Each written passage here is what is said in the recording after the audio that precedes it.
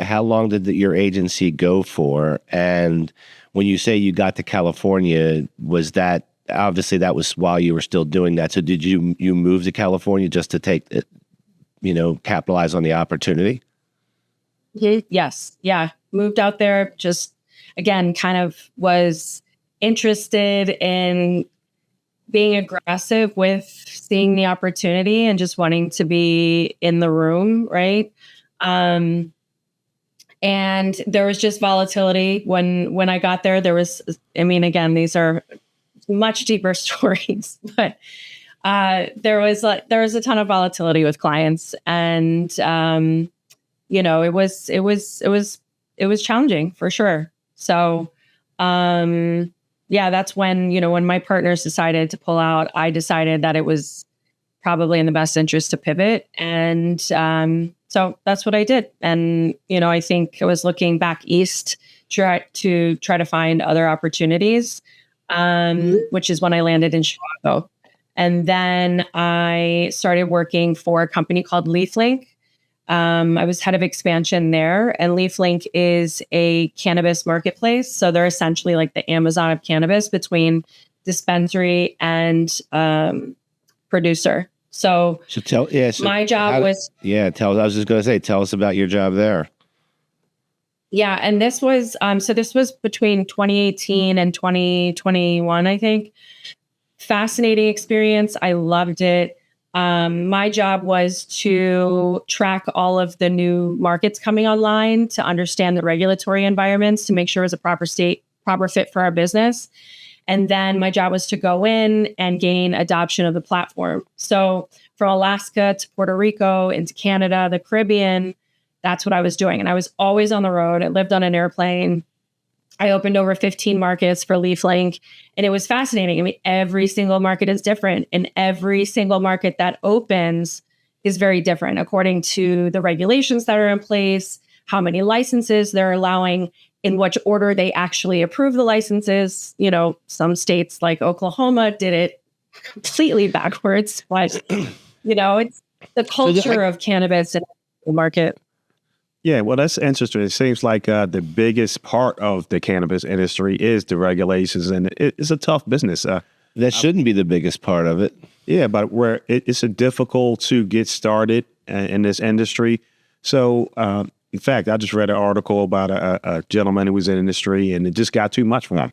You invest a lot of money, you spend a lot of time, there's a lot of work. And then the regulations change. And like you say, hey, the dispensary counts change. Hey, first they only allow 5, now there's 10 to competition. And sometimes it takes a long time, before the rubber hits the road before you get going. And a lot of people can't make it to that. So, with your experience, where did you find that the most difficult states to get the adult use going? What are the most difficult states? Yeah. Well, New York, I think, is just destroyed itself. I think there's many, many things that could have been done differently. It's unfortunate because it was very devastating for a long time with the hopes of participating in that market. But when I saw the illegal shops open at the rate of which they did, I already worked in LA. I worked in California. I already saw how challenging it was to sell amongst the illicit stores. And, I saw that perspective. I also saw, California, when adult use hit, the taxation that changed significantly, which hurt a lot of companies, right? So you're looking at New York. I feel like I worked in all these markets and I saw the errors a lot along the way. And it felt like New York didn't take note of anyone else's path, right? They didn't take note of any of the lessons that other markets had to share. And they've been laying the groundwork for the most equitable market in the country that they've hurt the most. And they didn't prepare them. They sold them a pipe dream. It's very sad. Well, so I guess we're going to wrap up with the current state of affairs and maybe your thoughts on it. I think you've given us a preview of that.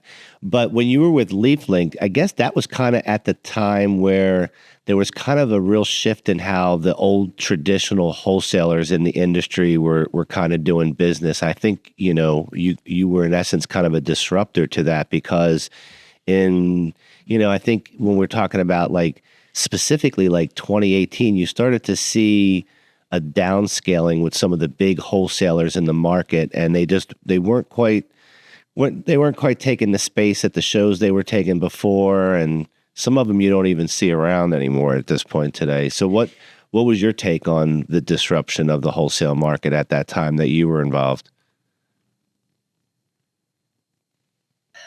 Well, I think I don't know about the disruption necessarily, but of people at the time, it was difficult if they had been visitors before. Converting over to the legal market was very challenging, right? There were to implement. There was just different ways of operating to make that transition.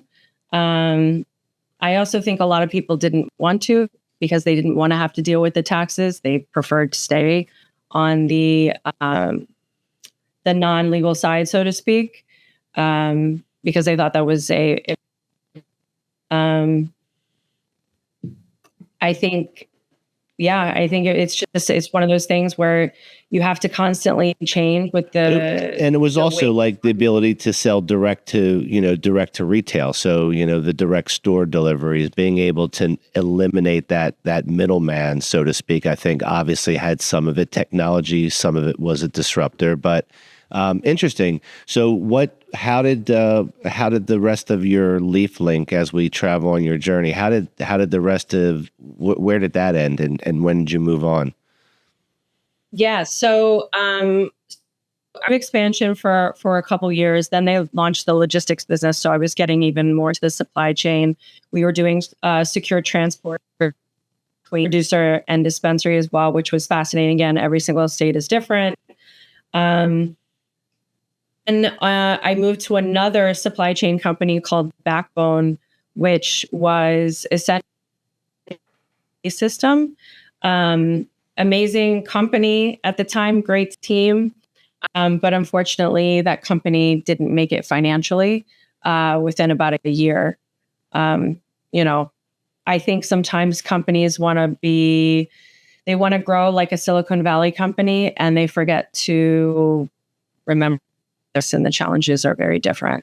Yep. And I think that scaling quickly it's the risk.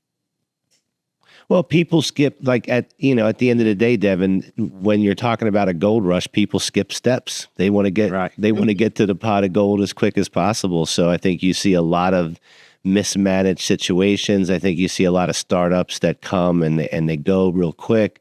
And so it does take a lot of planning. I think it takes a tremendous amount of hard work, and not everybody's going to win this battle. You need business acumen. Yeah. Just puffing weed is not going to do sure. it.